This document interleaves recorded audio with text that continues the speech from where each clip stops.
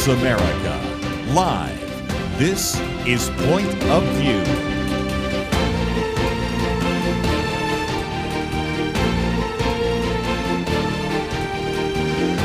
And now, Liberty McArtor.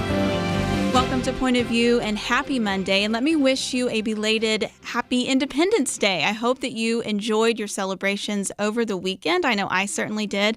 And in the second hour, we'll have some fun news coverage and talk about some of the celebrations around the country, particularly in Washington, D.C., because some world records were broken with regard to the fireworks show. So that's kind of fun. We'll talk about that.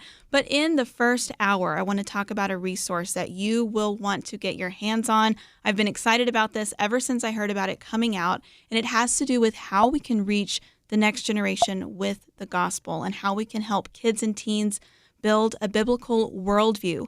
The book is Reaching Generation Alpha, a ministry guide for discipling the church beyond the screen. Co-authors Shane Pruitt and Shelly Melia are both in studio with me this hour to talk about it. So Shane and Shelly, thank you both for being here. Hey, thanks for having us on, Liberty. Always a fan of Point of View and been on multiple times, so it's always good to be back. Thanks for having us. Yes, it's great to have you back.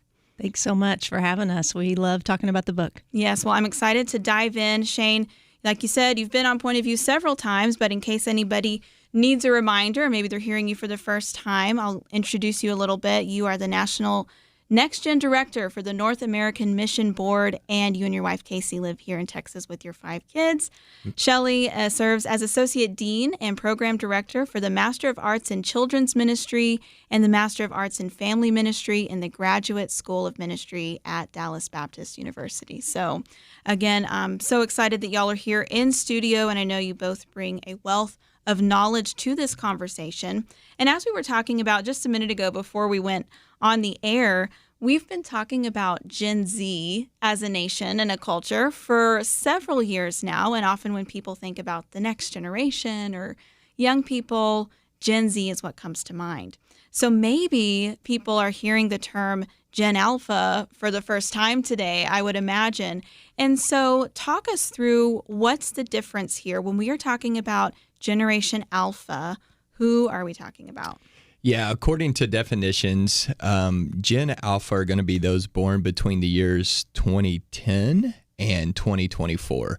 So as we're having this conversation, think between the ages of 2 and 16. Those that were born in 2025 and 2026 have already been named the beta generation. Wow. So it moves quick. It really does. Sure does. But you're right, Liberty.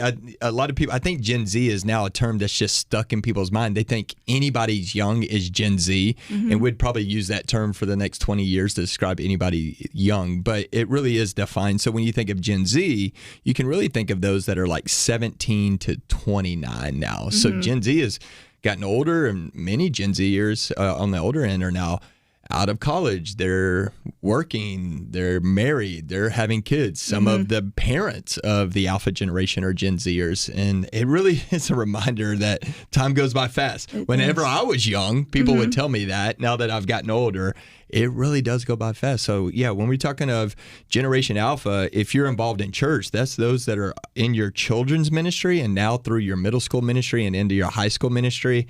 And we'll blink and look up, and they'll be in our college and young adult ministries as well. So this really is the now ministry for us and the future of our ministry for the next 10 to 15 years. Yeah, well said. You know, I have 2 little kids myself who would definitely fit in this Gen Alpha category. And I know, Shelly, we were talking a minute ago about how this is something that I think a lot of parents and grandparents will be interested in addition to ministry leaders, people who are leading, youth or children's church. And we'll go into some of the details about this. But basically, what happens when kids are this age is so formative for their worldview. But one of the things that y'all highlight in the book, Shelly, is that really all of us who are Christians have benefited from some kind of next generation outreach. And I just really had never thought of that before. But that is so important in the church, isn't it? Absolutely. We're standing on the shoulders of people who went before us. I had a wonderful children's minister, and I still contact her. As a matter of fact, she's still alive, believe it or not. So I'm not that old, but she lives in Florida. And then I had a great youth minister who walked me through becoming a Christian. And so, yeah, it is always our responsibility to pass on what we know to the next generation. I like what Shane says. We don't start anything. We don't end anything. We just are the next man up, trying to impact the generation that's right before us. Psalms 145:4 talks about telling the next generation. And so, yeah, we are excited. And we think that that the content that we've written will help not just parents or ministry leaders, but also grandparents who may be thinking, what in the world is different about this generation? They know it's different. They see the behaviors, they see the technology and how it's pervasive in their life, and they might need some help just trying to wrap their brain around it. Yes. And I do think that's why sometimes we can feel ill-equipped to reach the next generation, because it is so different. And now with technology, that changes faster than anything. And so I really like how y'all define the difference between being reactive versus being proactive when we're talking about reaching the next generation. So talk about that for a minute. Yeah, even in writing the book, Dr. Melia and I felt like we were being proactive, because if you look at previous generations of whether it was, baby boomers, Generation X, millennials, or Gen Y, is a lot of times, for lack of a better term, the secular space would put out a lot of resources, and then the Christian space would always be about 5 to 7 years behind, and so you had a book out on millennials or Gen Z even, and then here came the Christian space later.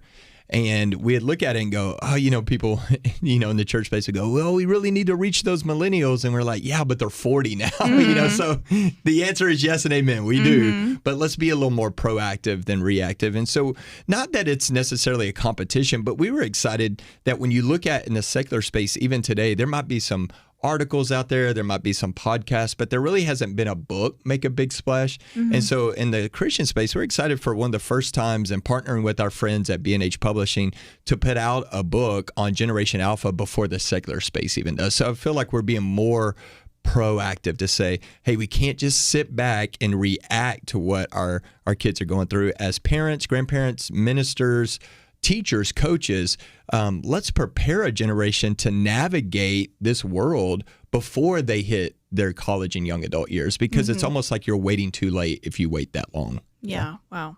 So one of the things that you guys cite multiple times throughout the book is a survey, Understanding Generation Alpha. And so we're about to go to a break, but I'll just kind of list these top 3 cultural influences that you bring our attention to in the book. And then when we come back in the next segment, we'll kind of dive into some of those details.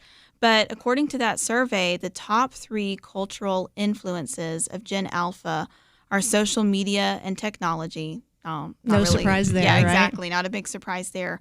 Cultural agendas. I think that's kind of speaks to what you were talking about, Shane, how the secular world is often ahead of us, and even with intention of trying to shape kids in a particular direction. And then elevation of feelings over facts. So this is, I think when we put names to that, a lot of people might say, yeah, that makes sense. That's what I'm seeing with my kids or my grandkids.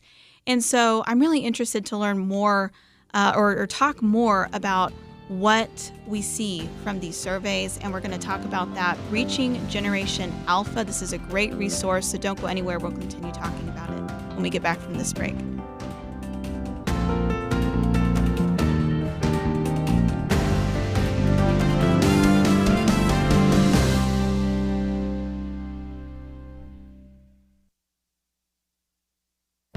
This is Viewpoints with Kirby Anderson.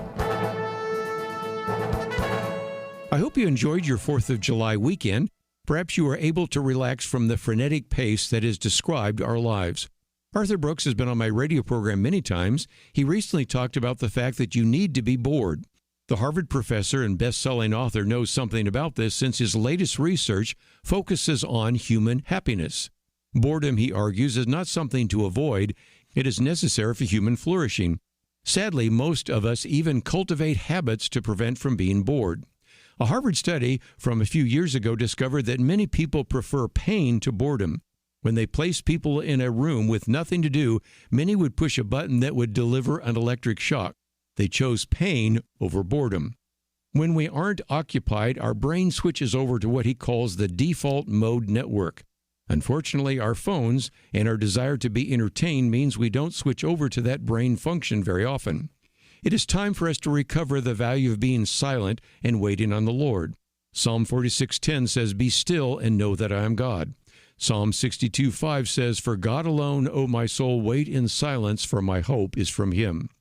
Another value of boredom is creativity. I've done Bible studies with people who have come up with creative ideas and inventions. Nearly all of them said the ideas came to them when their brain was in neutral, when they were showering, shaving, putting on makeup, or driving. Arthur Brooks is right. We don't need distraction to prevent boredom. Instead, we need to take a Sabbath rest from our screens and busy lives. I'm Kirby Anderson, and that's my point of view.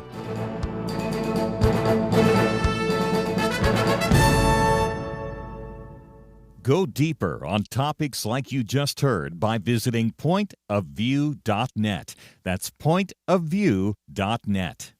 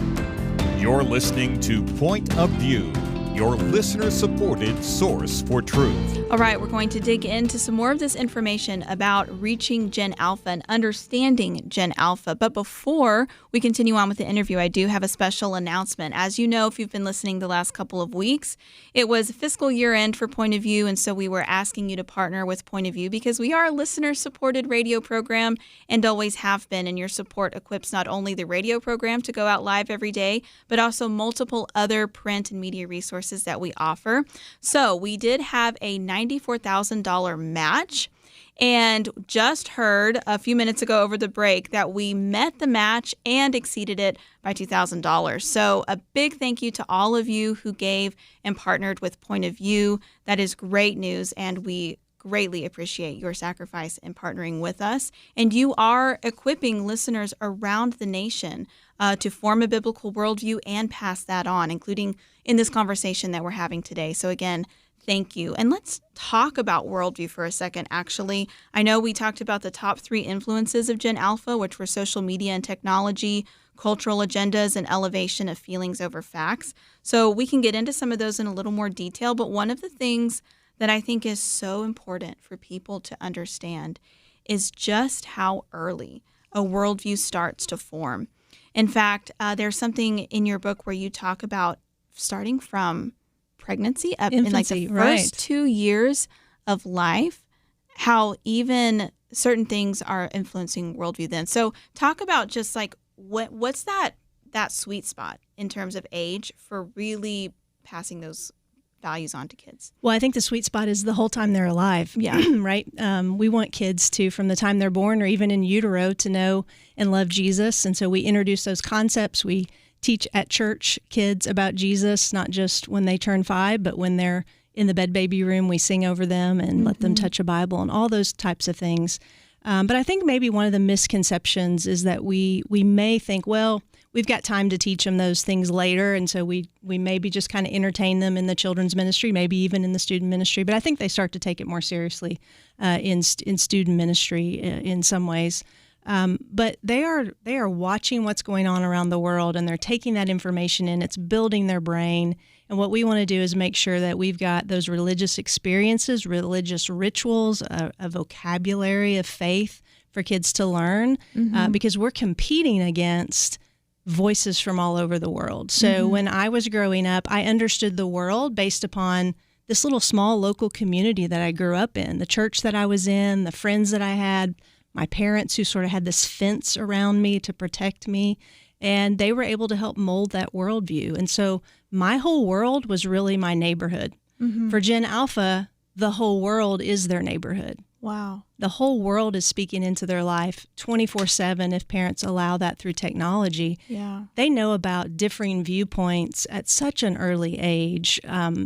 We did a little math on the average screen time, and basically what it comes down to is we have a 17-to-1 ratio. For every 1 hour that kids might be in church learning about a biblical worldview, they've got 17 hours of content that they're getting through their screens that is not teaching them a biblical worldview. And so really the front line of battle for our kids is who's going to win the race to build their worldview. And Gen Alpha, there's more competition than ever before. Wow. Yeah. You can't start too early. I'm glad you mentioned that. I wrote that down here. So this is just, you have it broken down in a couple different age groups. But for instance, kids ages 8 to 12 annually spend over 10,000 hours on screens compared to only 780 hours in church. And as you guys mentioned, that's generous because the majority of Gen Alpha and their parents are not attending church. So, I mean, that, when you look at social media and technology, Shane, I mean, that is part of the worldview that is influencing them from the beginning. Yeah, it is. If you think of it in terms of discipleship, used to, we would try to define in children's ministry, student ministry. I mean, I was a longtime youth pastor at a local church, and even then, we were trying to always do like diagnostics of our ministry to go, okay, what percentage of our students are being discipled? So we would kind of define students as like, these students are being discipled, these students are not being discipled. And so we're like, is it half of our students? How do we raise that?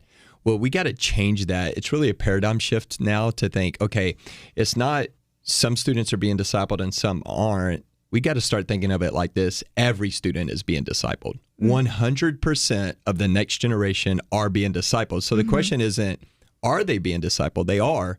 The question is, who or what is discipling them? So it's almost like a discipleship war. Is it TikTok discipling them or their parents? Is it the world discipling them or the Word of God discipling them? So we have to speak in. We have to step up as parents. We can't co-opt that responsibility out to the world, because if we don't disciple our kids in God's Word, if the church doesn't disciple the next generation, the world is more than happy to. So we have to start looking at that going, okay, all the next generation are being influenced. They're all being discipled. Let's just make sure they're being discipled by the Word of God, healthy influences like their parents, their grandparents, the church, next gen leaders. And we really have to step up into that space, because if we don't, the world is more than happy to do that for us. Wow. Yeah, a discipleship war. That's so true. Okay, so this is another quote that really struck me, because, and this, I mean, we could talk about this for a long time. I think there is so much pressure on kids. I mean, we're just at the age where we're starting to look at sports, and it's like, it's crazy, even when they're, 4 and 5 years old, and they're pressured to do all these activities. And I think parents are under a lot of pressure to have their kids be involved in everything. And so this really stuck out to me. Often the most dangerous thing parents or guardians can do is to focus so much on good things that they completely neglect the best thing. So I wanted to talk about that for a minute, because just as a parent myself, I know it can feel like kind of a rat race sometimes. And then we might just assume that they're going to pick up certain things, but if we're not intentional, then maybe they don't. Yeah. I mean, we're in a very performance-driven culture where we display our kids as though they're trophies instead of treasures. Yes. And we all fall into that. I don't speak innocently of that, because I have 3 kids, and it is hard to measure the right things when you're a parent, because the world is trying to convince you of that. But I think, one of the things that we do is we measure everything by what our kids are doing, right? Are they doing what an average kid should do? Are they performing? And really the best thing to focus on is, who are our kids becoming? What kind of character is being developed in them? What kind of understanding of God do they have? And when you take it off the doing and you put it on the becoming, I think it brings things into a little bit clearer focus. But the world is just beating us down with things that our kids need to do, the long list of all the events and all the activities. And look, I was in sports. I think Shane was too. It taught me a lot not to give up. It taught me how to lose. It taught me how to be a good winner. But it can only do so much. And if we give our lives to that and neglect what's happening in church, neglect what's happening in our homes in terms of discipleship, then what we're going to find is our kids are going to value what we've valued. Mm-hmm. Yeah, so true. Okay, so man, there's so many directions we could go here. Again, buy the book, find the link at pointofview.net. But what are some ways that we can help young people develop that worldview as parents, or when you're spending time, kids are spending time with their grandparents? Like, what are just some practical steps of making this the most important thing that they see? Yeah, one simple thing that Casey and I have done, and we have 5 kids here on earth, one that went to be with the Lord about 3 years ago, and we kind of cover the gamut. Our oldest is 20, about to be a junior in college, all the way down to 8. So we say we have a children's, youth, and college and young adult ministry all in our home, And one of the things that we've tried to do from like day one, even with our oldest daughter, Reagan, is to embrace awkward conversations, to go, nothing's off the table. Come ask us questions about anything, even if it's weird, awkward, cringy, to use their language. We would much rather you come to us as parents with those questions than go search them out on the internet or go listen to what your peers have to say. And so I think one simple thing is a lot of times young people go, well, I can't talk to my parents about this, or my grandparents are going to overreact. No, let's make this a safe place, of course, age appropriate, to say, bring us all your questions, because we'd much rather them talk to us about worldviews, sexuality, gender. We'd much rather them come to us with those questions than Google them or ChatGPT them or see what is being said on TikTok about those things. So I think just one of those, embrace the awkward, tough conversations. Yeah, that's so good. I saw, I can't remember exactly which study it was, but basically saying that whoever introduces a child to a subject becomes the expert in the child's mind on that subject. And so when we come back from the break, let's talk a little bit about some of those cultural agendas that are shaping Gen Alpha, including their views on sexuality and gender. We need to talk about AI, of course. And so when we get back from the break, we'll dig into some of those and how we can address it from a biblical perspective. We'll be right back. The Bible tells us not to worry, and yet there is a lot of worrying stuff in our world today. Thankfully, the Bible doesn't stop at telling us not to worry. God gives us a next step. He says we need to pray. But sometimes even knowing what to pray can be difficult. And that is why Point of View has relaunched our Pray for America movement, a series of weekly emails to guide you in prayer for our nation. Each week, you'll receive a brief update about a current issue affecting Americans, along with a written prayer that you can easily share with others. We'll also include a short free resource for you in each email so you can learn more about the issue at hand. Will you commit to pray for America? Go to pointofview.net. Click on the Pray for America banner at the top of the page to subscribe. Again, that's pointofview.net. Click on the Pray for America banner. Let's pray together for God to make a difference in America. Point of View will continue after this.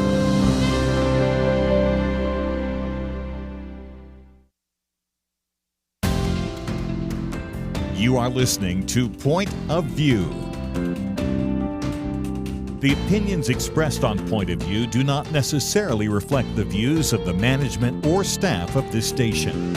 And now, here again is Liberty McArtor. All right, we're still talking about reaching Generation Alpha. Okay, those are kids who are, what were the years again? 2010 to 2024. 2024, mm-hmm. Okay. So if you have somebody who's in elementary school or maybe middle school, early high school, then that's Gen Alpha. And so, Shane, I loved what you said before the break about one of the ways that we can encourage a biblical worldview when our kids are young is to be open to having those awkward conversations and encourage kids to talk to your parents. Like, come talk to us about any questions that you have. Don't go looking online or asking your peers. And one of those conversations that modern day parents need to have, and church leaders and grandparents too, is like, okay, what about gender and sexuality? Because they are not, to put it lightly, receiving a biblical message on those topics from the culture. But I think this is probably, if I was to guess, one of the scarier things for a lot of parents. I know it is for me, is my kid going to encounter something that will really mess up their understanding of this? But also it can be one of the most challenging conversations to start. But when you look at how early kids are exposed to certain things, especially with technology, they might get the wrong message very soon. And so help us through this. Like, okay, what are some basics we can teach even from a young age to establish that biblical foundation about sexuality and gender? Absolutely. I do think it's a scary topic for a lot of parents. And yet, even for us writing this chapter, it was the last one that we wrote because we wanted to take really careful care of it to make sure that we spoke with truth, but also with some graciousness as well. And I think that one of the things that you've already mentioned is just the early exposure that kids have. I think we want to think that our kids are not being exposed to it, but over half of kids, by the time they're 10, have already been introduced to pornography. And so we know that pornography is speaking into their lives. We know that as they get older, they're using pornography to explore their sexuality. We know that when we did our survey, one of the questions that we asked had a question about how aware do you think parents are of certain issues? And the two things that came up were parents weren't very aware of AI and not aware of the inappropriate content that they're sharing with each other through their phones. And so I think one of the things, the very first step, and then I'll throw it over to Shane to give some specifics, is to recognize that somebody's probably already beat you to that conversation. And it's something that your kids are holding in their hand. And I think one of the things that kids tend to do, and there's a stat that says that like 80-something% of kids won't share with their parents something bad that they come online with. They don't want to tell their parents because they will take it away, right? And so we have to help our kids know that telling us about that inappropriate content may or may not mean that we're going to take it away, but we absolutely have to know. So I think that right out of the gate, we have to sort of remove any false assumptions that we are going to get to speak first into that. And then I think Shane has some good ideas of how to teach that. Yeah, this is a tough one. I feel like we could do a whole hour just on this topic, sure. And maybe a whole series on this topic. So much of the confusion today is really also tied to technology. According to basis.com, we typed out some of these. 43% of Gen Alpha had a tablet in their hand by the age of 6, so almost half of them. 58% has a smartphone by the age of 10, so that's the majority of them. So the moment you've placed a tablet in their hand, a phone in their hand, now you've just exposed them to a lot. Even a tablet, you go, well, they're 6, they're watching kid shows. Well, there's now an intentional agenda even by the LGBTQI community to create cartoons to normalize this, right? So you have to be very aware. Go, well, they're kid shows. That doesn't mean anything anymore. You have to be very aware, very involved. So I want to say first step as parents, as grandparents, is got to know what your kids and grandkids are watching. You got to know what they're looking at because there is a big pressure. And it's not very different than when we were growing up about labeling, when we were growing up, we were kind of defined by the labels on our clothing, right? I remember my generation was like Abercrombie and Finch and Hollister and all those kind of things, Hilfiger. And then we would also label each other by what we were into. I remember at the lunchroom, you would see really labels during the lunchroom. You're like, oh, that's the jock table, right? Or that's the cheerleaders over there. Or that's the skaters or whatever. Well, the same thing's happening with Gen Z and especially Gen Alpha is where they're labeling themselves and building community, but it's mainly around labeling yourself with some kind of struggle or some kind of sexuality. Not too long ago, I was preaching at a church who had multiple services. And between the first and second service, a young man came to me and said, hey, you were preaching today about God's love and his ultimate sacrifice for us on the cross. And he's like, does God love me? And I was like, absolutely. And he goes, well, even though I'm bisexual, and he was young. And I even said, how old are you? And he goes, I just turned 10. Wow. So here's somebody who just turned 10 who's identifying as a bisexual. And I said, well, who told you that? Right? Somebody told him that, or he saw that. Somebody influenced that. So when we think of this at large as churches, ministries, parents, grandparents, culture is screaming about these things. Culture isn't just talking about them. Culture is screaming about these things. So if the church remains silent, then a whole generation just hears one worldview. And then as they get older and they have all these statistics, another statistic that we shared in the book was over 80% of Gen Alpha says a person's preferred pronouns should be respected. So you look at that and go, how did that happen? Well, a culture screaming, church and parents and grandparents stay silent, then a whole generation only hears one worldview, and then we get shocked and upset when all these statistics come out. So we got to slide into those conversations. It goes back to taking ownership of discipleship. We speak where the Bible speaks and the Bible speaks. Here's an exciting thing is I've found that Generation Alpha, they want to talk about these things. They really do. It's just us parents and grandparents and churches that are nervous about it. Last week at the time of this conversation, I was speaking at a large youth camp. About 5,500 teenagers were at it. It kind of fit in the sermon. It wasn't the point of the sermon, but it kind of fit in the sermon. And I said this, I go, often the world is telling the church you can't talk about certain things because if you talk about certain things, then those are political. And so the world will say, you can't speak on this because it's political. And then people get nervous, go, well, we don't want to be too political, so I guess we'll be silent. And the point I made is that there were a lot of things that were biblical truth before it's ever political statements. For example, when does life begin? That's a biblical truth. Who determines what marriage is? That's a biblical truth. Who determines sex and gender?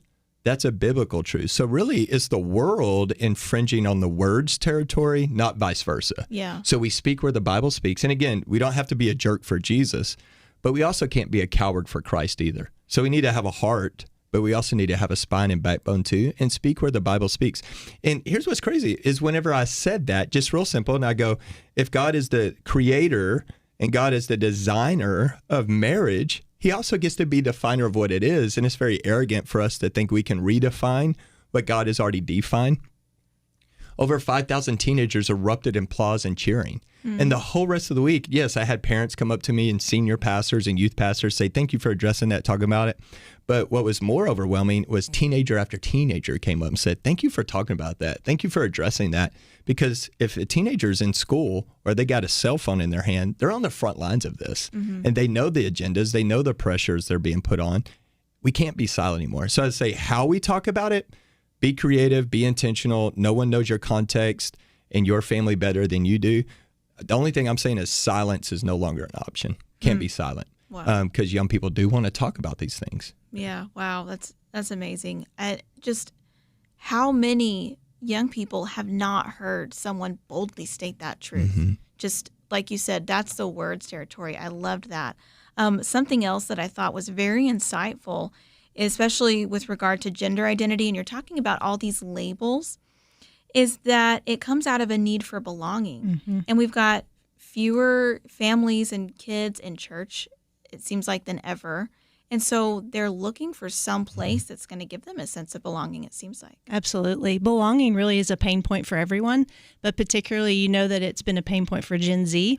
And so that's trickling down into obviously Gen Alpha as well. There's a new book out on belonging from Springtide Research. And one of the points, and it's not really that profound, but it was profound to me, was that it said to understand participation is not belonging.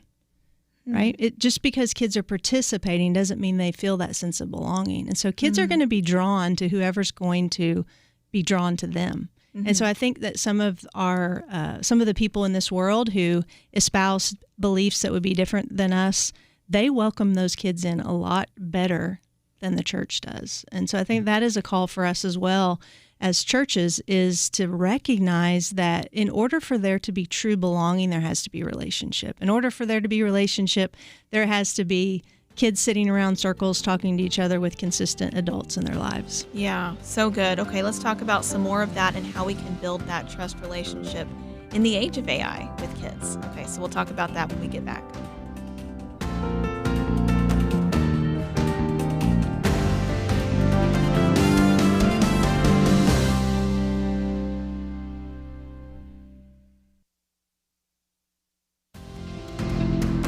You're listening to Point of View, your listener-supported source for truth. All right, we have a few more minutes to discuss this wonderful book, Reaching Generation Alpha. And I mean, it's solidified even more in my mind what a great resource this is, talking with both of you, Shane and Shelly. So thank you again for writing the book and your time talking about it. And I know you guys have been talking about it on other shows and programs. And so I really hope that people will pick up a copy for themselves and dive in. So we've talked about a lot of these cultural agendas and the things that are influencing Gen Alpha. And one of the things I think you said, Shelly, earlier, that according to the survey that parents weren't maybe aware of was the influence of AI. Mm-hmm. So this is kind of the first generation to really deal with this in childhood. Sure. Access to generative AI, to artificial intelligence. You know, for Gen Z, it was like social media and they could Google anything that they wanted. But now I think kids are using AI platforms as their Google. Yep. And so this is just to kind of set that up. I think this is a response, one of your survey responses, that among Gen Alpha, there is a lack of critical thinking skills that help them discern truth from almost truth. Yeah. And that stuck out to me because it seems like the straight up lie sometimes is more obvious than what's almost true. But in this age, it's like it's hard for kids to learn discernment, Absolutely. Isn't it? Yeah, I think artificial intelligence is becoming the emerging influence. In other words, if we would have had this survey right now, maybe that would have come up as one of the top 3 things. If you think about how far it's come just in the past year, artificial intelligence. And literally, it is a living experiment on Generation Alpha. Social media was a living experiment on Gen Z. Yeah. And I think all of us as parents, if we could do a redo, if we could pull back time, we would do things differently. And I think that safety is one of those issues that caused us to give our kids phones at a much earlier age. And I think the hook for AI is really productivity, innovation, competition, efficiency, all of those things that we as adults know are helpful. But what we're not taking into consideration is what is that really doing to a developing child? Yeah. What is it doing to their brain when everything comes so easy, when they can literally, instead of just Googling things, they're generating things? What is it doing to them spiritually to have this dumpster of information that goes into AI that's then spitting back information to them, which is there's no way that it's neutral. It's not going to be a biblical worldview. And so I think that the hunger for truth, the hunger to know what is true, because even I look at Twitter or whatever I might look at and I see a video and sometimes I can tell it's AI. And sometimes I'm like, oh, wow, I don't know if is this AI? Is this not AI? Yeah. And so imagine growing up in a time where you really can't count on anybody to be telling you the truth. Where there's this artificial reality that people can create, an artificial truth. And so, not to mention the relationship issues with virtual companions. Like, I think if there's one issue that parents really need to pay attention to right now, it is, how am I going to let my kids use AI? How am I going to teach them to spot the things that are not true? Because there are so many things that are just almost true. How am I going to teach them about relationships? Because we know that more and more kids are dealing with virtual companions. We know that even adults are falling in love with virtual companions. Yeah. I'm a counselor, and so I talk to counselors, and they're having, not a lot, but more and more having people show up and say, hey, my husband has fallen in love with this virtual companion or whatever. It sounds wacko, but when you have a hard time with relationships and then you have this new tool that mimics a relationship and your brain's not fully developed and you combine all those things, you've got really a recipe for disaster. And so artificial intelligence really is a living experiment on Generation Alpha that we've got to pay attention to. We've got to help them with. Yeah, absolutely. Y'all open up that chapter talking about, Star Wars and C-3PO and like all these fictional robots that we grew up watching and thinking that was so far in the future. But we're in it. Like, Absolutely. we are in that time. And so, Shane, like, what are some guiding principles? Because we've talked about how fast it changes. So if you want to get real specific on this model or this tool, then it's going to be irrelevant by the time the conversation's over. Mm-hmm. But we can establish some truth foundations for our kids, and when we're talking about artificial intelligence and what to believe. So what are some of the things y'all recommend? Yeah, I love what Dr. Melia was talking about, of like artificial intelligence is really going to build more and more distrust with young people to go, is this real? Can I trust this?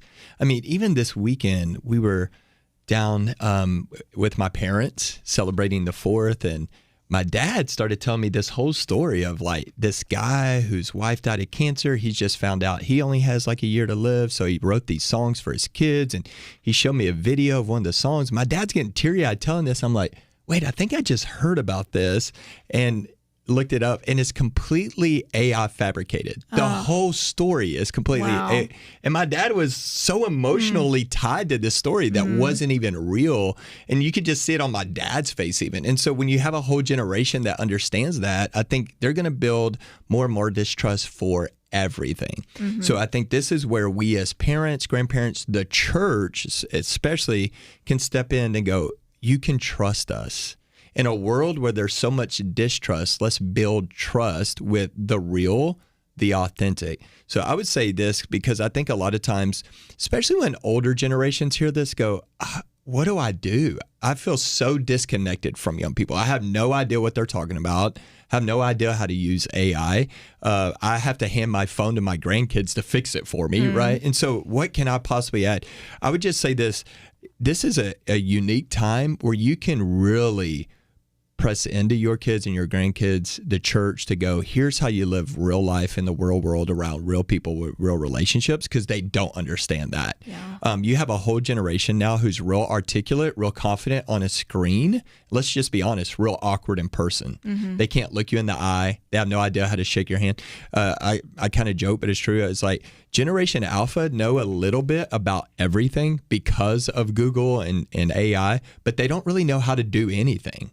Like the moment you ask them to actually do something tangible, they have no idea how to do that. And I think that's where discipleship can really look different for the future, to go, okay, you may know how to do things on a screen, but you don't know how to do things in the real world. We're actually going to help you know how to live real life in the real world around real people, because the great tragedy of Gen Alpha is they're going to miss the beauty of the real and authentic around them because they're obsessed with the fake one on a screen. And so I would say grandparents lean into that, parents lean into that, churches lean into that, to go, okay, you may not be as a proficient on a screen as they are, but I promise you, you're a lot more wise in person with the real than they are. So they have a lot of knowledge and no wisdom or discernment. So that's where we need to help a generation. Yeah, and that's something that the older generations are equipped to do. Yeah. Like you said, how to live in reality.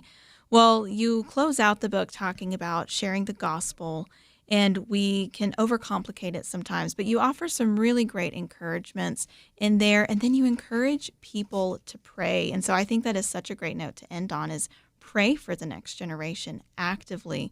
So there's so much more we could talk about, but you know, time flies when you're having fun. Absolutely. And we've been having a great conversation. So thank you both so much for being in studio at Point of View today. Thanks for having us on, Liberty. So much fun. So again, we've been talking about Reaching Generation Alpha, a ministry guide for discipling the church beyond the screen.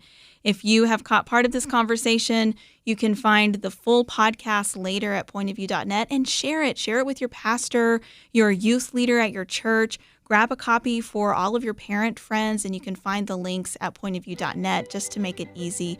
But this is such a great resource for the church. Well, it's time for a break, but don't go anywhere, because we have more great content to discuss when we get back right here on Point of View.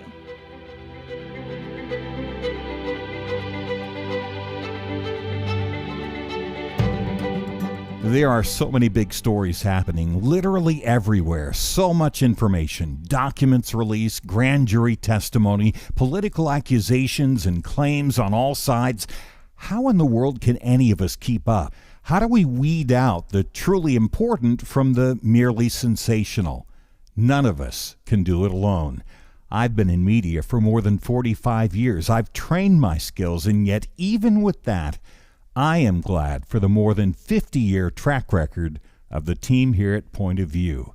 They help us to cut through the noise and focus on the authentically important. More than that, biblically informed eyes to help us understand and develop ways to respond effectively. Providing what we need takes time and resources, and your partnership makes it all possible. Click on into pointofview.net, hit the donate button, or call 1-800-347-5151. Please give today. Better, sign up and help monthly. Pointofview.net and 1-800-347-5151.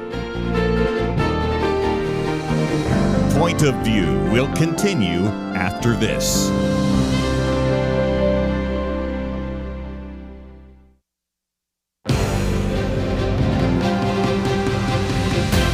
Across America, live, this is Point of View.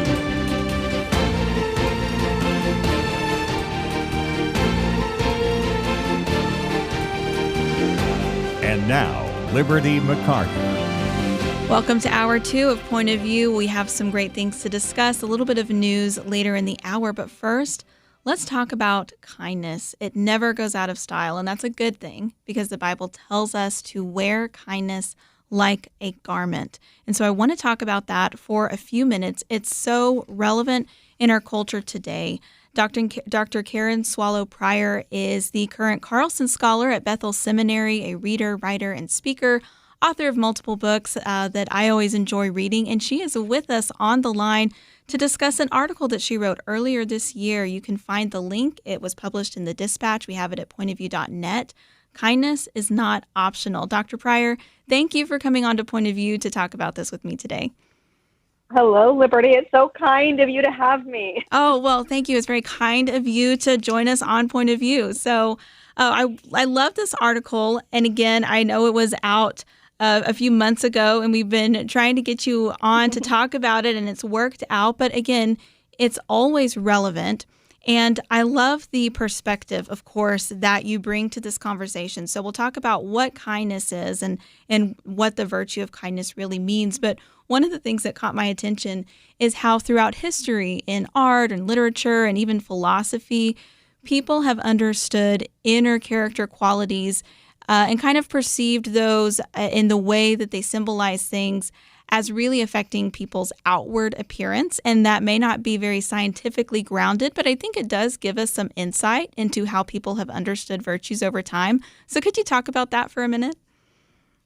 Sure. Of course, that's my great love is literature and the art that goes along with it. And, you know, in the pre-modern times before we had all the scientific categories that we have now, and thank goodness we have them, but there was this more holistic understanding of what we are as human beings and our place in the world. And part of that holism was a recognition that, and it may be expressing itself a little bit too literally, but a recognition that we really are and bear and embody the characters that we cultivate. The character qualities that we cultivate, the virtues and the vices that we cultivate. So we can look through art and see that sort of the greedy person is tall and rail thin and sort of almost like starving to death because his soul is being starved. And we might see my favorite example of this is from Charles Dickens' A Christmas Carol, where Fezziwig is a kind boss, and so he's robust and round with a kind face. And so we can see these characteristics in art and literature in a very literal, physical way. And that we may not understand things that way today, but still, especially with the virtue of kindness, that is a virtue that it will bear itself out. That quality that we have inside will show in our appearance and even more importantly in our outward manifestation of those behaviors. And science is now showing that the people who are kind tend to have healthier characteristics than those who aren't. Yes, I love that. And let's talk about that a little bit, just the different benefits that people can experience when they do show kindness toward others?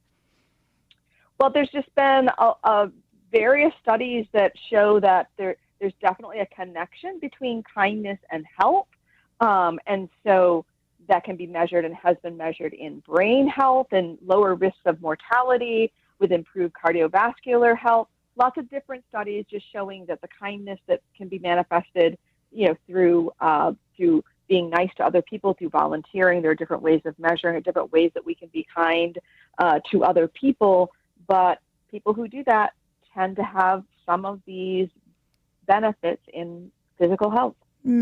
I love when science really just confirms what we read about in Scripture, because the Lord does tell us to be kind. We see that throughout the Bible, and yet it's not just for personal improvement or a health plan of, okay, I'm going to be kind so I can get the health benefits.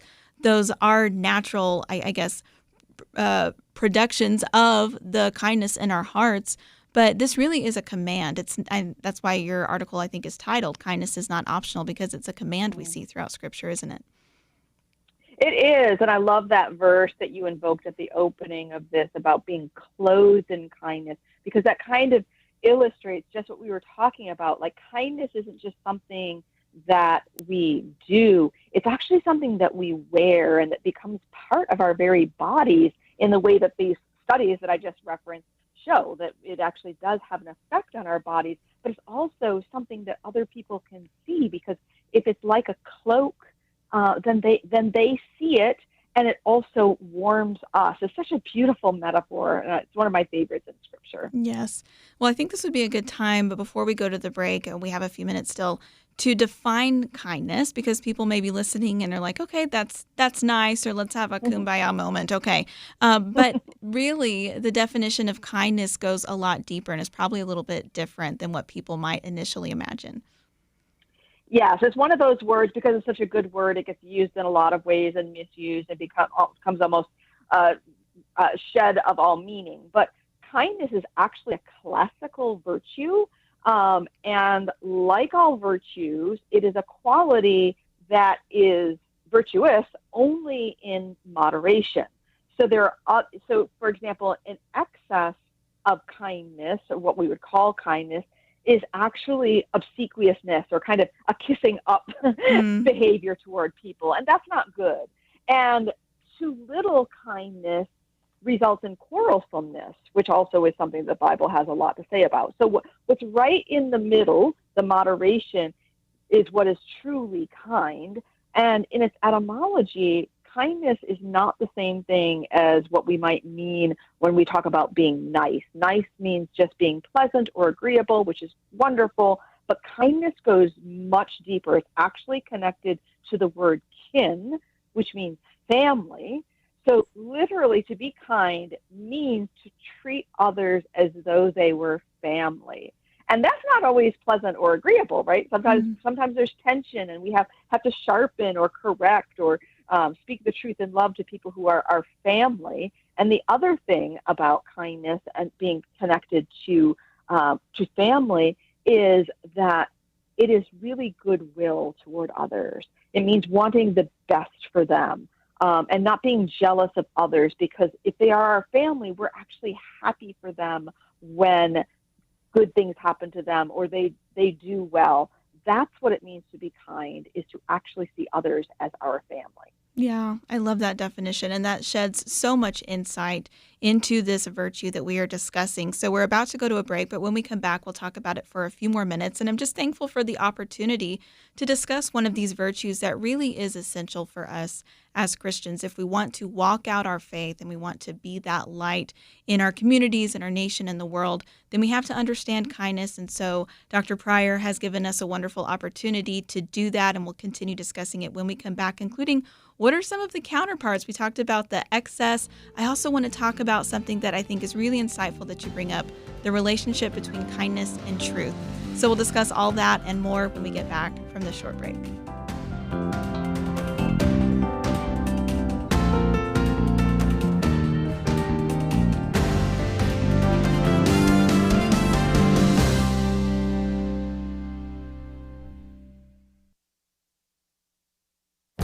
This is Viewpoints with Kirby Anderson. I hope you enjoyed your 4th of July weekend. Perhaps you were able to relax from the frenetic pace that has described our lives. Arthur Brooks has been on my radio program many times. He recently talked about the fact that you need to be bored. The Harvard professor and best-selling author knows something about this since his latest research focuses on human happiness. Boredom, he argues, is not something to avoid. It is necessary for human flourishing. Sadly, most of us even cultivate habits to prevent from being bored. A Harvard study from a few years ago discovered that many people prefer pain to boredom. When they placed people in a room with nothing to do, many would push a button that would deliver an electric shock. They chose pain over boredom.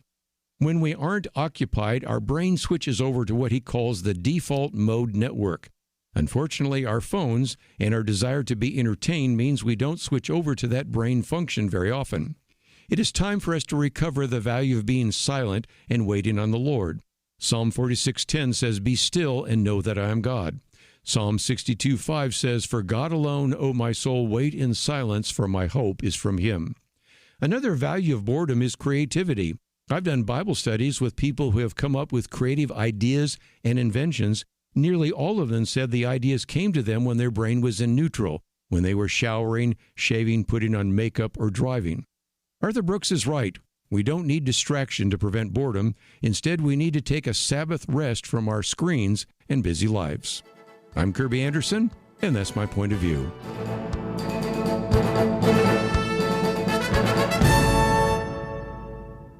Go deeper on topics like you just heard by visiting pointofview.net. That's pointofview.net.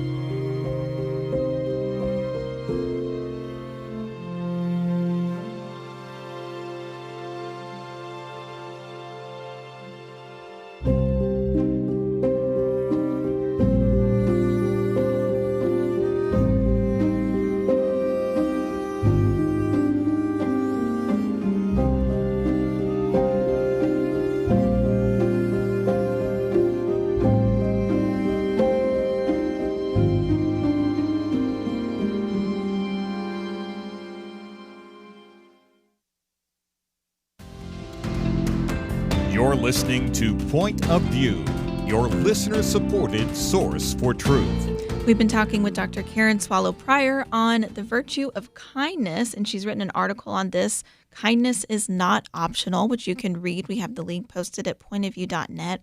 And Dr. Prior, something that you reference in the article is a chapter of a book that you've written on reading well, finding the good life through great books, which is a book that I have and have used and enjoyed many times over the years. And so this is in your chapter on kindness, which also talks about the 10th of December by George Saunders. You write this: kindness in its inherent connection to truth must be grounded in the real. And I wanted to talk with you about that for a few moments, because I think a lot of times maybe if people are misunderstanding kindness as, like you said, niceness or just pleasantness, then sometimes kindness can be sacrificed on the altar of truth, according to what people say, like, well, I'm just going to tell it like it is, or I don't want to make nice, or, you know, people might not think of kindness and truth as going together, but you say that they're inherently connected. So what does that actually mean? Yeah, they absolutely are. And of course, this idea is drawn from classical virtue ethics, which includes Christian thinking about these things, but also expands to the sort of ancient philosophers who studied this, and then church theologians picked up on it and applied it to a Christian understanding. And so in virtue ethics, a single virtue must be connected to all of the other virtues in order to be virtuous. So, for example, you could not be what we might consider to be kind and not be just or not be courageous. So if you're trying to be virtuous in a way that doesn't connect to the other virtues is actually not virtuous. And so that is actually what grounds it in the real. So you have to actually be pursuing justice and courage and prudence and temperance, which are all connected to real life, in order to be kind. And that includes, as I mentioned before, speaking the truth, obviously in love and in kindness, which goes back to how kindness is connected to family, the way we would treat family when wanting to deal with reality with them and connect whatever needs to be said or done to reality. It's not abstract. It's not theoretical. None of the virtues are. All of the virtues are things that we enact and cultivate in the real world and can only be measured, actually, by the effect in the real world. You know, one of the things that you write about is kind of the vices that are, you know, maybe the counterparts to kindness, including envy, and then eventually hatred, which stems from ill will. And it comes to mind that if we do have goodwill toward others and we want them to know the truth, then it is a kind thing to share the truth with them, especially in an age where most people aren't living according to the truth. And it would actually be an example of ill will to not speak the truth when the occasion arises. Exactly. And you raise another important point about not just this virtue, but all the virtues. They have corresponding vices. And we might naturally think that the vice that opposes kindness is cruelty, but that's actually not the case. As you mentioned, it's actually envy, because envy is rooted in ill will and, as you said, can lead to hatred. And so, yes, we want to be truly virtuously kind. We say the truth, but we also have to have that truth rooted in all of the other virtues, so that we're not just, we can't beat people over the heads or just simply blurt something out or post on social media something that we think is just telling the truth. It's not virtuously kind unless it's rooted in all of these other things, which requires the temperance and the justice and the prudence and the love to all be connected in order for this kindness to be received as it should be received. And so it's just a beautiful example of how all the virtues are connected, and we need to cultivate all of them in ourselves to pursue even just one. Yeah, I love that.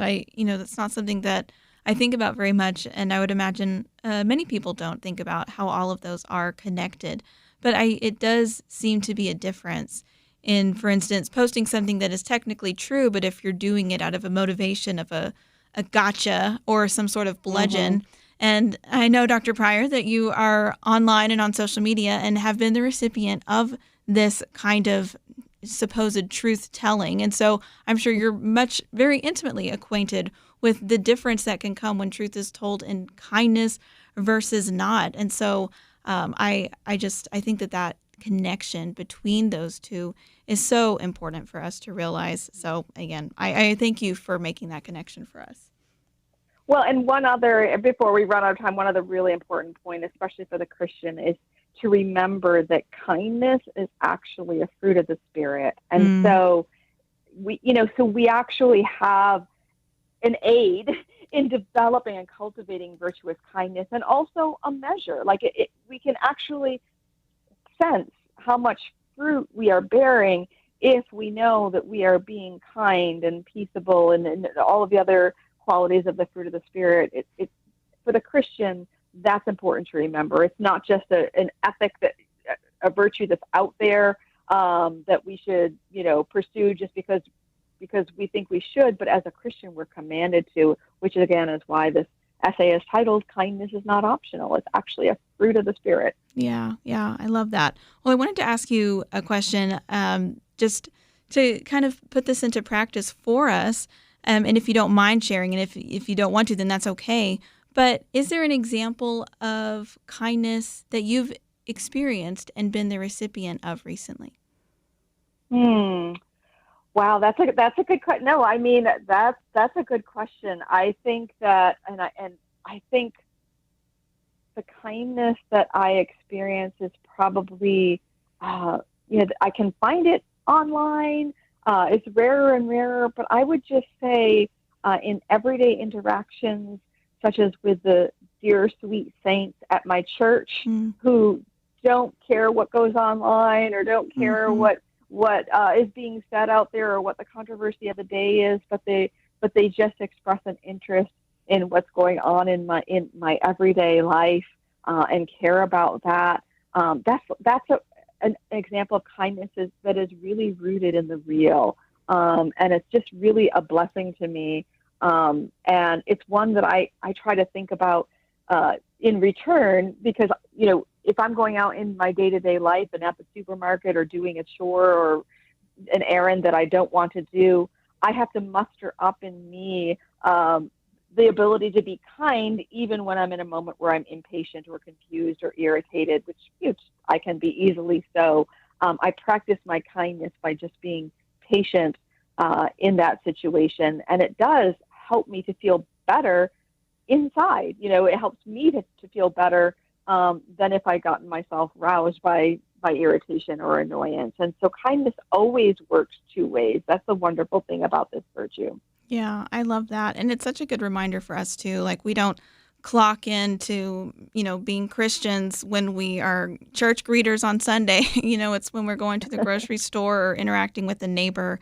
And so that's so important. But you close the article with this: kindness isn't likely to stop wars, prevent violence, or satisfy the lusts of the envious heart.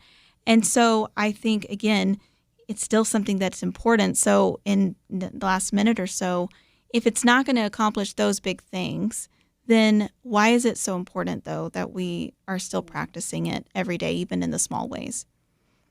Well, I want to say that maybe it can accomplish those things in the long term, not instantaneously. I know I wrote that, but the more I think about it, I really think that the little everyday acts of kindness can be the sort of rudder that perhaps gently turns the ship, or the butterfly wings that have an effect a long time down the road. We might not see those effects, but I really do think kindness touches people. It encourages them. It makes us feel better. It testifies to Christ. And so even if it's small and doesn't have a dramatic, immediate effect, I think ultimately treating other human beings all the time as though they were our family, that will have dramatic effects. Even if we can't see them, eternity will show. Wow, beautifully said. Thank you so much, Dr. Pryor, for talking about this timeless virtue with us on Point of View today. Thank you for having me again, Liberty. It's always a pleasure. Yes. So again, such an encouragement, and I'm thankful for the opportunity to have Dr. Pryor on the line and share that with you, because I think it's such an important reminder. We often think about the big issues, what's happening in D.C., what's happening around the world, what's happening at our state legislature, but what effect can we have when we are kind, according to the true definition of kindness? And it's not just an option, it's a command. We'll talk about some news when we get back from this break. Have you ever met a child you knew would do great things? They displayed remarkable imagination, understanding, and a zest for learning.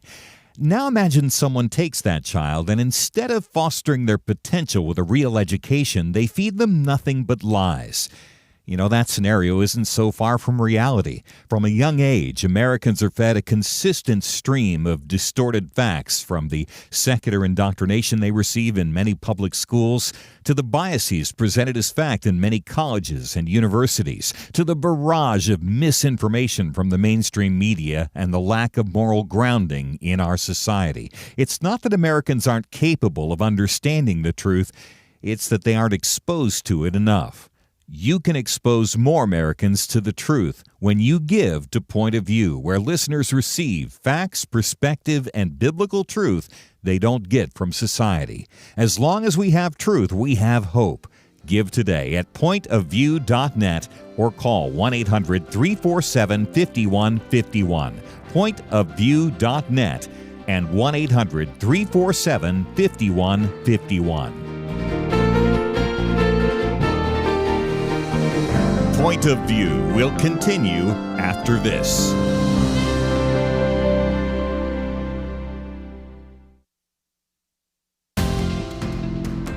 You are listening to Point of View. The opinions expressed on Point of View do not necessarily reflect the views of the management or staff of this station. And now, here again is Liberty McArtor. All right, welcome back to Point of View. Once again, let me announce some exciting news. As you know, last week we were fundraising for fiscal year end, which is a really important time for ministries in general and for Point of View as well. We had a $94,000 match on the table, and over the weekend, we met the match and actually exceeded it. So thank you so much for partnering with Point of View and taking advantage of that. It is because of listener support that we are able to reach people around the nation, even in other parts of the world, with biblical truth and a biblical perspective on current events and what is happening today. And of course, it's never too late to support Point of View. So if you've been listening for a long time and you appreciate what you do, then you can always give. It's easy to do that online at pointofview.net. But just thank you to everyone. Such great news that we met and exceeded that match. Now, I wanted to reflect on the 4th of July a little bit. It's July 6th, but of course we were celebrating over the holiday weekend. And so it was also America's semi-quincentennial. And I just want to assure you that even though July 4th has passed, here at Point of View, we're still going to be celebrating America 250 because I think it needs to be a year-long celebration. Case in point, tomorrow Kirby will be back. He's going to be interviewing Jerry Newcomb on the book Thomas Jefferson and the God Who Gave Us Liberty. That's going to be a great interview. And of course, later this year, I think in October, our friend Richard Lim will have his book on George Washington published as well. So we're going to continue talking about America's godly heritage and all the things that we celebrate during America 250, but people were celebrating around the nation. So if you go to pointofview.net and look at today's show, I did include a gift link to the Wall Street Journal because they compiled some fun photographs from people celebrating around the nation, including dressing up in period costume for parades and contests and reenactments. And it was a hot day to be dressed up in period costume from 1776, but a lot of devoted patriots committed to it. And so you can see some fun pictures from Philadelphia, New York, and of course, Washington, D.C. So that was the big event at the National Mall, and there were some big claims about what was going to happen. You had the Great American State Fair, you had President Trump lined up to speak, but of course, nothing can ever go perfectly smoothly, right? If you're in event planning, you know this. So I've seen some reports, and I don't know if you were there, maybe you experienced this too. There was some evacuation because of thunderstorms and then people getting in line to try to get back to the mall. The events were pushed very late, but from what I've seen online anyway, people who did have the opportunity to be there in D.C. for the fireworks show, even though it went pretty far past midnight, said it was worth it. And it actually broke the Guinness World Record for largest fireworks display ever. So the previous record holder was actually the Philippines in 2016 on New Year's. And they're in a fireworks show there in the Philippines. Over 810,000 fireworks were shot off. So on July 4th in Washington, D.C., over 860,000 fireworks popped off from 10 sites around the National Mall over a period of 40 minutes. So it was the biggest fireworks display in the history of the world for America's 250th birthday. There was also a thunderstorm happening at the same time. So go check out those pictures because there were some pretty cool shots of big thunderclouds, lightning in the background at the same time as the fireworks. So there you go. It was a hot day, especially in Washington, D.C., but I think a lot of people had fun celebrating. I certainly hope you did. One of the things my family did over the weekend is last night we went to see Young Washington, and I was excited to go see it. I took my boys, went with my husband and our kids and my parents, and we really had fun. We enjoyed it a lot. My boys are young. There are some intense battle scenes, but nothing gory or anything like that. So if you haven't seen it, I would say take the family. It is good. It's patriotic. According to historians that I have spoken with, it is true to the spirit of George Washington's life. Of course, it's a 2-hour movie or whatever, so they have to condense down some of the actions. But what's really interesting is that it is about young Washington. So we think of George Washington as the leader of the Continental Army, the first president of the United States. He's the guy on the money, okay? But we think of him as a great man. And in reality, his military career did not start out so great. In fact, his early military career started out with some big failures. And this movie highlights that. And I actually loved that, because it is a peek into a part of George Washington's life that I think a lot of people don't really focus on very often. And also for the family, it sparked some great conversations afterward about what do you do when you fail? Like, what if George Washington had given up? How do we learn from that? And so, anyways, great family movie. Apparently, the nation agreed because it overperformed at the box office with a $20.8 million opening against a $15 million prediction. And so now the movie, and I'm reading here a report here from Yahoo News, the movie stands as Angel Studios' biggest live action opening ever. So this is, again, from Angel Studios and The Wonder Project, directed by John Irwin.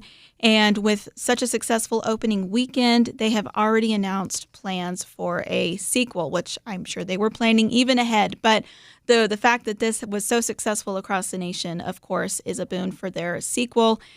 The next movie that they're working on is going to be called 1776, and I think we know what that will be about. So if you haven't seen it, it's a great family film. I would recommend it. It's lots of fun. But on a more serious note, I did want to take just a little bit of time to reflect on the 4th of July. And there was an article, again, you can read it at pointofview.net, that I posted from our friend Nadia Williams. She's been on the Know Why podcast on Point of View. She's an author and professor at Covenant College in Georgia. And she's also an immigrant, which a lot of people may not realize. But about 30 years ago, her family immigrated to the United States. They were originally from Russia and then lived in Israel and moved right around the time of the fall of the Iron Curtain. And she writes, "What to an immigrant is America's 250th?" And I thought this was a really poignant reflection, because she says, I'll just read a little quote from her. "Outsiders, whether immigrants like me or other types of newcomers, have always been part of the American DNA. What is particularly striking is that they have often also been some of the most passionate defenders of this country's Constitution and heritage. Sometimes it takes an outsider to experience something and see just how precious it is, and therefore worth preserving." She gives the example of Frederick Douglass and his perspective, not as an immigrant, but as a former slave, somebody who deeply cared about American ideals, but was also willing to call out the nation in order to live up to those words, "All men are created equal." So a much lighter example that I did want to highlight are some of the people who are traveling here for the FIFA World Cup, because we've kind of gotten a glimpse of that outsider perspective from people who are here from other countries, and they're just blown away with how amazing America is. And it's been honestly really encouraging to see. I have a little clip. This is from an interview that NBC did. They interviewed Sebastian, who is here from Germany for the World Cup, and he was overcome with emotion at how much he loves America. It's a really fun clip, so let's go ahead and play that one. I fall in love with this country, and this was so emotional. I even cried in the stadium. It's a huge departure from what he was expecting before traveling to follow the German soccer team in its World Cup run. To be honest, I was a bit scared or had the fear to travel to the United States. News about shootings and criminals and that the country is not safe. Bob takes us home. It's great. America is great. Sebastian met a group of strangers who offered him a ride to his hotel. What is the best city? Boston. That's Bob Series and his family, New Englanders who showed a group of Germans that Boston is warmer than some might believe. Bob, thank you. I love USA. Enjoy your time in the U.S. To me, I watched the video by myself maybe 40 times. I had tears in my eyes. Sebastian was more upset about the prospect of leaving America than Germany being eliminated from the tournament. So, again, just fun and encouraging. And I think actually that goes really nicely with the conversation we just had with Dr. Pryor about kindness. Because even if you are yourself very patriotic and you're grateful for your country, we hear a lot of bad news. We hear a lot of people complaining, and we do need to strive for a more perfect union all the time. And of course, as you know, you listen to Point of View, we don't ignore America's problems. We talk about them, and we talk about how you can take action and how we can defend liberty and how we can address these problems that we see in our government or, aren't afraid of criticizing our leaders. But it's also nice to get that outsider's perspective and see an example of kindness. And there are so many examples. If you're on social media at all, you will have seen that of tourists who are here for the FIFA World Cup, and they're saying, this is not at all what I expected. This isn't what I had seen in the media. People here have been so kind. And kindness as a virtue, of course, is a lot more than just being kind and showing hospitality to people who are here, who maybe aren't from our nation, but it certainly isn't less than that. So I just want to say I'm proud of America for the way that we have had a positive influence on so many people who are traveling here. And it's encouraging. It's fun. I wanted to share that with you. When we come back, let's talk about some things that are going to be coming up on the Know Why podcast soon. We'll be right back.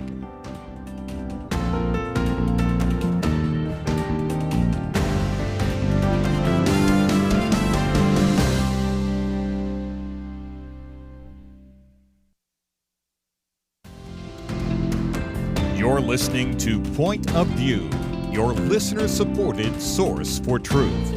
So I wanted to give you a preview of what's coming up on the Know Why podcast this week. If you haven't already subscribed and followed the Know Why podcast, then you should definitely do that so that you don't miss new episodes. You can find a link to the website at Point of View's website, pointofview.net.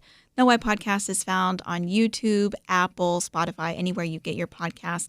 And it's just one of the many additional media offerings that Point of View offers and makes available. So what I did for this week's episode is I really wanted to do a deep dive into something that we talked about on Point of View last time I was on the weekend edition. So not Friday, which of course was a holiday, but the weekend edition before that, we talked about something that my home state, Texas, had gone viral for, which was including passages of Scripture as required reading in Texas public schools. Now, as you can imagine, as we talked about, this caused a bit of a media hoopla or freak out, you might say, people wondering, is this a violation of the Establishment Clause?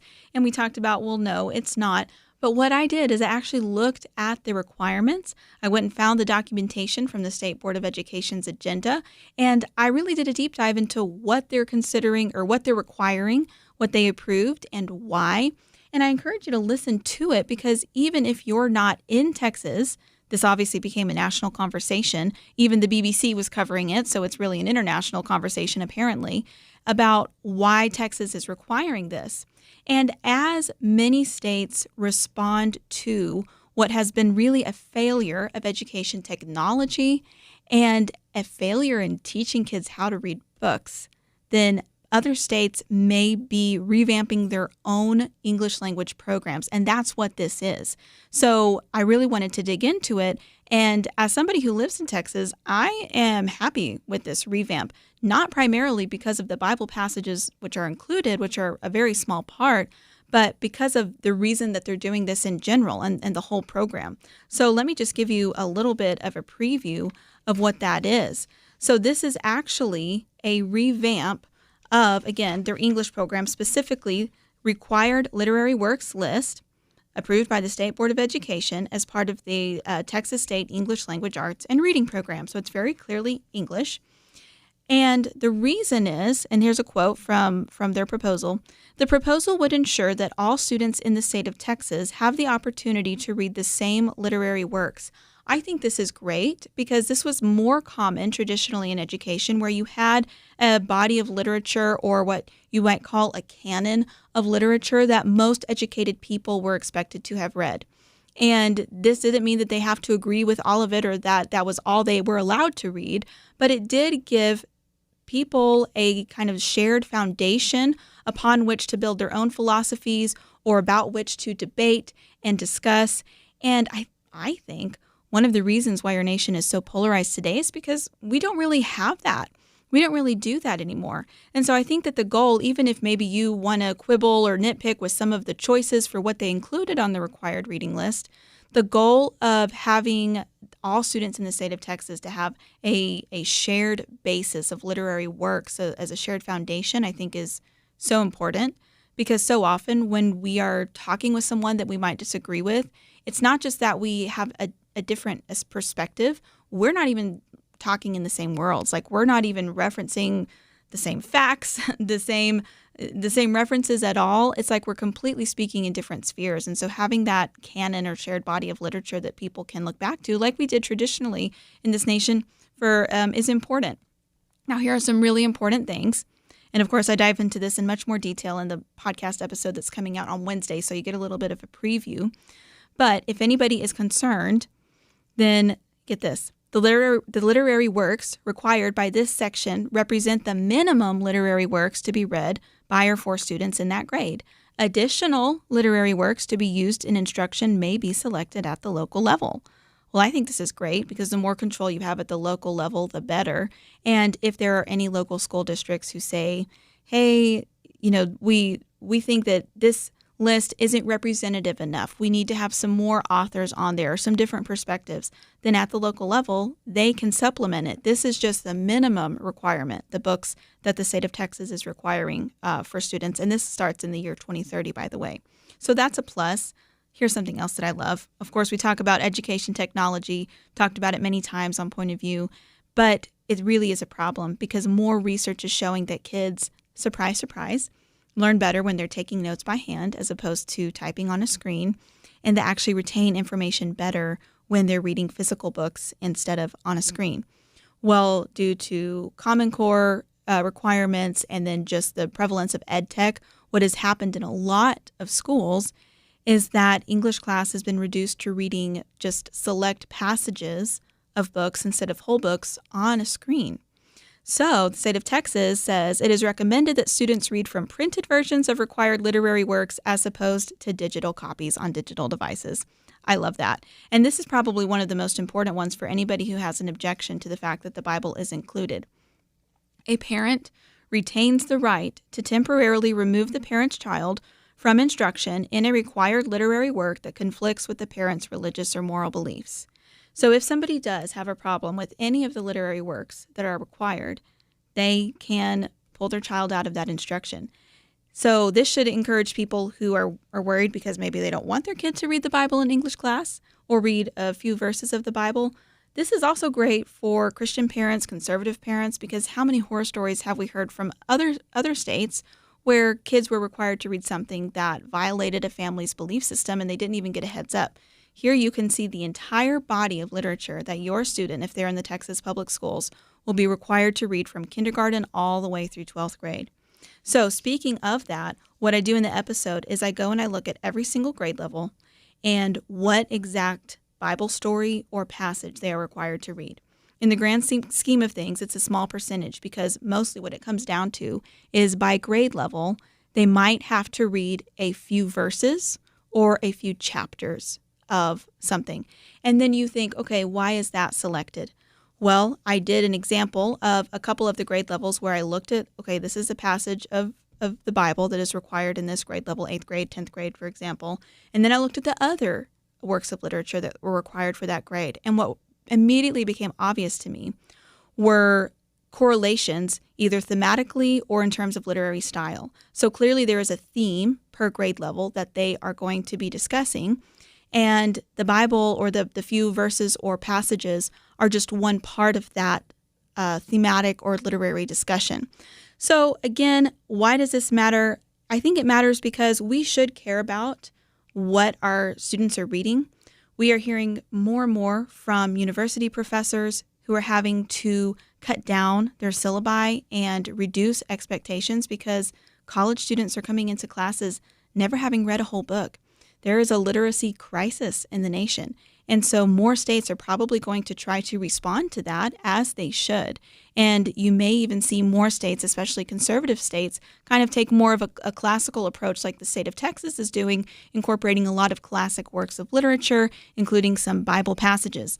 Now, it is important to note that there is a past Supreme Court decision, School District of Abington Township in Pennsylvania v. Shemp, that said you couldn't require students to pray or read the Bible as a devotional act at the beginning of the school day.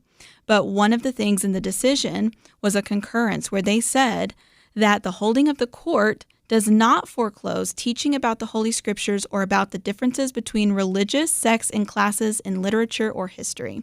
And that's exactly what the rule in Texas is doing. So hopefully that gives you some information. And again, that's just a preview of what I really dive into in this week's episode of the Know Why podcast. So when you're talking about education in your state, or maybe advocating for some requirements that you would like to see your state Board of Education implement, you can be educated about what caused such a stir a couple weeks ago in the state of Texas. We're out of time, but again, Kirby will be on tomorrow with a great interview and more news, of course. Thank you, Megan and Steve, for producing the show today. And as always, thank you for listening to Point of View.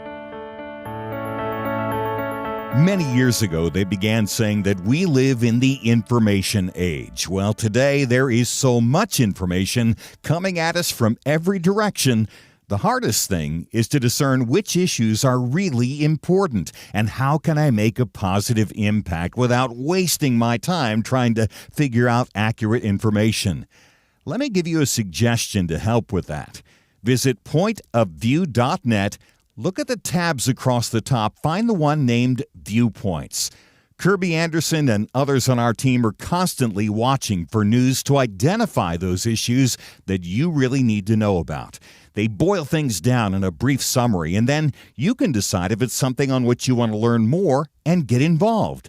Again, when you go to pointofview.net, click on Viewpoints, you'll see exactly what I mean. You'll see the issues that we are covering right now.